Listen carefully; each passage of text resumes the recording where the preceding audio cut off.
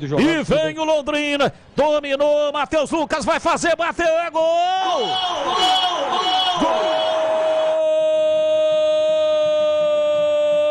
Gol do Londrina! Lançamento para Matheus Lucas, ele dominou, caminhou, encontrou muita facilidade, penetrou como faca na manteiga na defesa da Macaca e fuzilou, bateu firme, mandou a bola no fundo do gol da Macaca. É o terceiro do Londrina. Londrina 3, Ponte Preta 0. E o detalhe do gol é seu Vladimir Catarino.